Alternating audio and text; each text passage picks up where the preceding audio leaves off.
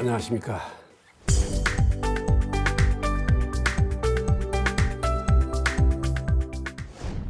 지난 시간에는 서류 없는 행정을 위한 내용을 중심으로 검토해 보았습니다. 서류 없는 회의는 기본적으로 모든 일을 정보화 시스템, 즉 컴퓨터 속에서 들어가서 그 흐름에 따라서 생각하고 머리도 작동시키고 그렇게 하면서 일을 마무리하면은 기본적으로 서류 없는 행정을 이루어질 수 있다. 그래서 업무 혁신을 위한 혁신 시스템을 통합적으로 만들어 놓고 그 속에서 일하는 습관을 가져오는 것이 서류 없는 행정의 기본적인 틀이다 하는 말씀을 드렸었습니다. 오늘은 이제 바로 혁신 현장에서 가장 많이 접할 수 있는 문제 해결에 관련된 혁신의 이해를 가지고 여러분과 함께 논의해 보고자 합니다. 우리가 일상을 살아가면서 개인이든 또 조직에 있어서 기업을 운영하든 또 정부에서 국가를 운영하든 간에 끊임없이 문제들이 발생되고 또 정책 과제들이 제기되게 됩니다. 조직 내에서는 사람들이 일을 하다 보면은 자기 발전을 위해서 또 이 조직의 발전을 위해서 또 기업의 경우에는 우리 기업의 성장을 위해서 제조기업의 경우에는 우리 기업의 생산하는 제품의 품질을 고객이 가장 만족하는 제품으로 만들어 가기 위해서 끊임없이 생각하고 끊임없이 문제를 제기하고 끊임없이 새로운 아이디어를 제기하게 됩니다. 이런 것들이 하나의 기업의 운영 경영이고 경영 일상이고 또 개인에 있어서의 삶의 일상입니다. 또 국가 마찬가지로 정부의 공무원들이 국가에서 국민을 위해서 일을 하고 또 서비스를 하는 일상의 하나의 예입니다.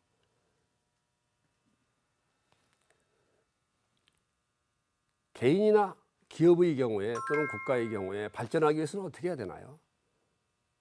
어제까지 했던 일들보다는 어제까지 만들었던 제품보다는 더 좋은 제품, 더 좋은 서비스, 더 좋은 정책을 만들어서 고객과 국민한테 제공해야 그 조직이나 정부가 존재할 의의가 있는 겁니다. 그게 뭔가요? 경영이고 고객 관리입니다. 그런 차원에서 구성원들은 끊임없이 새로운 아이디어를 만들고 정책 제안을 하게 됩니다. 조직 구성원은 어떤가요? 조직 구성원은 내부적으로 만들어 있는 경영의 주체에서 보면은 고객입니다. 내부 구성원들이 만족하고 일을 재미있게 일할 수 있느냐 없느냐에 따라서 즉 내부 구성원들의 만족도가 어느 수준에 있느냐에 따라서 그 조직에 대한 충성도와 열정이 강하냐 약하냐의 갈림길이 됩니다. 내부 조직에 대한 충성도가 약해지고 조직에 대한 실망이 많아진다면 구성원들이 정책 제안과 몸을 던져서 일하는 그런 습성은 없어질 겁니다. 그래서 내부 고객이 크든 작든 또 어떤 사람은 만족하지만 어떤 사람은 불만족한 경우도 있을 수 있고 그렇기 때문에 끊임없이 내부 고객으로부터의 불만이나 문제 제기는 지속적으로 발생될 수밖에 없습니다. 그게 조직이 존재하는 불가피한 겁니다. 모든 사람이 만족해서 다 조직에 대한 충성도가 높고 다 조직에 대해서 고마워하고 또 모든 국민이 국가에 대해서 다 만족하고 좋아하지 않지 않습니까? 일정 국민들은 정부에 대한 평가가 좋은 반면에 일부 사람들은 또 반대를 하고 있고 반정부적 활동을 하는 사람도 있습니다. 이런 것들이 구성원의 생각과 기준에 따라서 차이가 다 발생하게 되죠.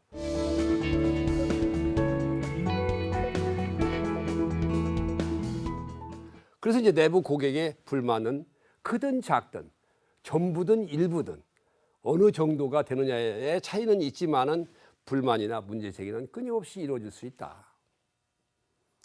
외부 고객은 어떤가요? 기업의 경우에 외부 고객이 다 만족합니까? 물건 제품 여러분이 시장에서 사와서 쓰다 보면은 그 제품이 다 만족합니까? 하다 보면은 불만스러운 부분, 불편한 부분, 또 쓰다 보니까 AS를 받으려고 하는데 AS가 잘 안 되는 부분 등등의 불만들이 수시로 발생될 수밖에 없습니다. 정부의 고객인 국민은 어떤가요? 국민이 정부에 대한 만족도는 그렇게 높지를 않습니다. 그래서 여론조사를 해보면 대통령의 인기도가 60%다, 우위다, 아래다 이런 경우가 많이 나옵니다만 대체적으로 절반 가까이는 크게 만족하지를 못하고 살아가는 것이 국민이 대다수입니다. 그것이 고객 만족이죠. 국민 만족입니다. 그래서 끊임없이 이러한 일부든 전부든 크든 작든 불만과 문제 제기는 이루어질 수밖에 없다 하는 것이 조직이 존재하는 한, 정부가 존재하는 한, 기업이 존재하는 한, 또 시장이 있는 한 발생될 수 있는 현상이다. 그런데 이 제기된 문제를 어떤 식으로 대응하고 어떤 결과가 어떻게 되느냐에 따라서 엄청난 불만과 만족도의 차이가 나올 수밖에 없습니다. 우리 많은 곳에 가보면은 되는 것도 없고 안 되는 것도 없다라고 하는 조직들이 너무도 많습니다.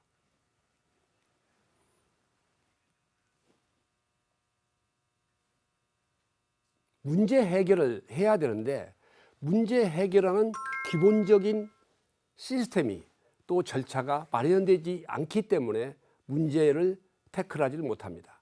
그냥 방치할 수밖에 없는 경우가 많습니다.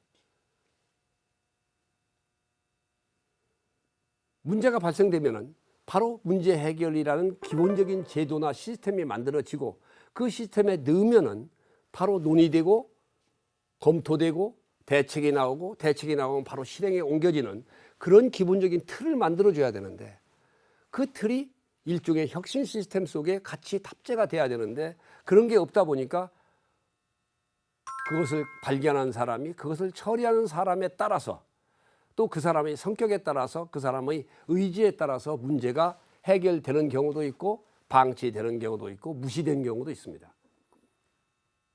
그러니까 그렇게 반복되면 어떻게 되나요? 되는 것도 없고 안 되는 것도 없다. 그러면 구성원은 새로운 아이디어를 낼 필요가 없고 또 조직이 아무것도 되는 게 없다 보니까 바로 방관적 태도 또는 냉소주의로 흐르는 경우가 많습니다. 그리고 어떤 문제가 발생하면은 회의는 하는 경우는 가끔 있지만은 회의에서 결론을 내서 바로 실행을 하는 그런 회의를 위한 회의가 아니라 문제 해결을 위한 논의를 위한 회의, 논의에서 결론을 내기 위한 회의를 해야 되는데 결론 없는 회의를 하는 경우가 허다합니다. 결국 그렇게 되면 어떻게 되나요? 조직 구성원이 그 문제에 대해서 제기할 필요도 없고 결과가 안 되니까 조직이 잘 갈 거라고 충성도를 가지고 있는 구성원들이 줄어듭니다.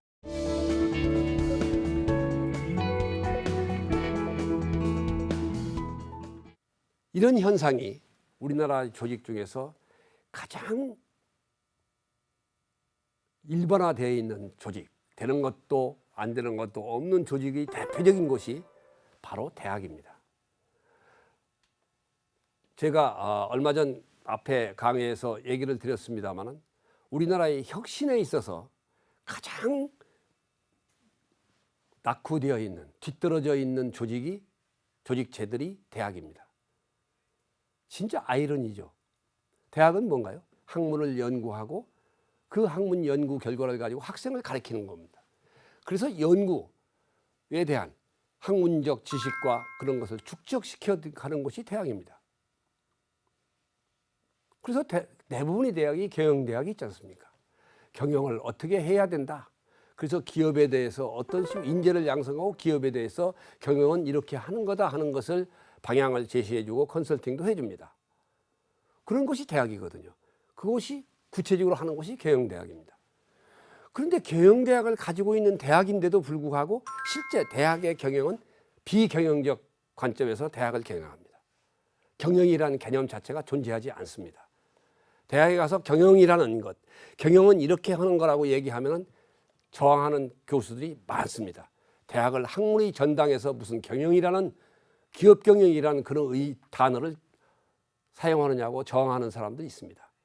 그게 현실입니다. 그러다 보니까 대학은 경영이 존재하지 않습니다. 그리고 경영이 존재하지 않다 보니까 바로 대학은 되는 것도 없고 안 되는 것도 없는 대표적인 조직체가 됩니다.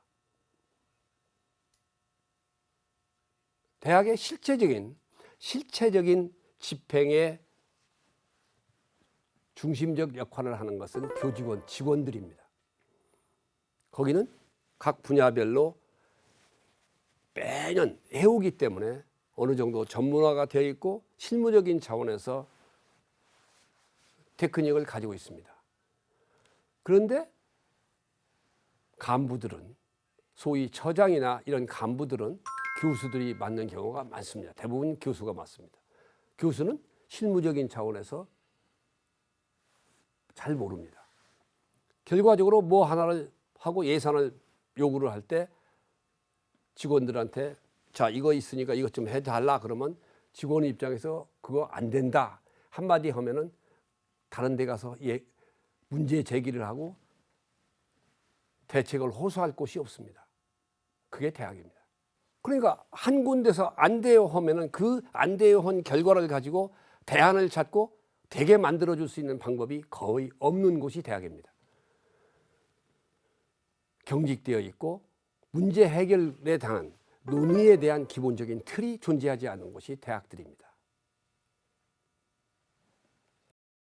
그래서 대표적인 대학이 그렇고 나머지 공공기관, 정부기관도 정도의 차이는 있지만은 제기되는 문제를 논의하고 해결하는 기본적 시스템이 갖춰져 있지 않다 하는 것이 현실입니다.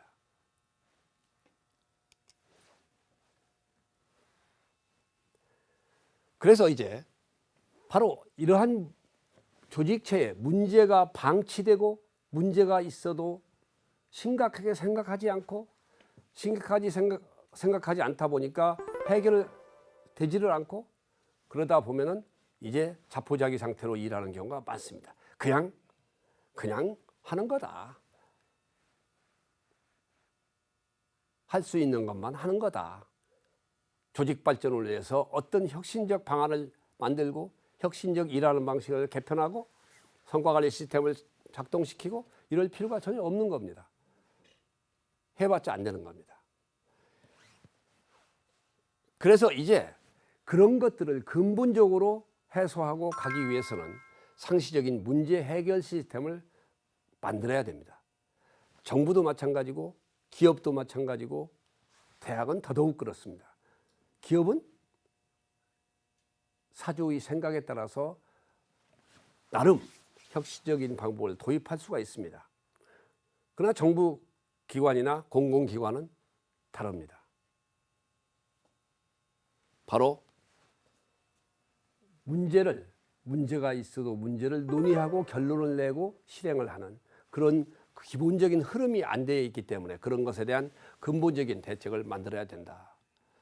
그래서 이제 정책 과제가 나왔고 또는 어떤 큰 정책에 대한 제안이 나왔을 경우에 그런 정책 과제를 논의하고 결론을 내주고 결론을 내면 바로 실행을 옮길 수 있는 기본적인 틀을, 기구를, 시스템을 만들어 놓은 것이 필요하다. 그래서 가장 중요한 것이 저는 정책조정회의라는 이름은 어떤 경우도 좋습니다. 최고의 정책결정기구라고 해도 좋고 정책조정회의로 해도 좋고 정책협의회도 좋습니다. 다만 정책조정회의라는 바로 최고의 의사결정 기구를 만들어 놓고 그 의사결정 기구의 중심은 누가 돼야 하느냐, 운영에 바로 기관장이 돼야 됩니다. 정부 부처는 장관이 직접 주재를 해야 됩니다. 대부분의 장관들이 직접 논의하고 확인하고 토론하는 그런 습관이 안 되다 보니까 자꾸 밑에 뺏깁니다. 차관이 논의해서 갖고 와라. 그러다 보니까 그 논의 과정에서 나왔던 크고 작은 과제들 또는 문제들에 대한 장관이 사전 점검이 불가능합니다. 그럼 밑에서 만들어 온 것을 보고받고 보고받은 내용 가지고 사인하는 것이 대부분입니다. 그러다 보니까 현 실상에 대한 주요한 정책 흐름에 대한 또 문제에 대한 논의가 이루어지질 않습니다. 그래서 정책 조정의 최고의 CEO가 중심이 되어 있는 직접 주재를 하는 정책 조정회의를 두어서 거기에서 정책 과제를 발굴하고 정책 과제를 논의하고 정책 과제에 대한 대책을 만들고 실행하는 그런 체제로 가져야 된다.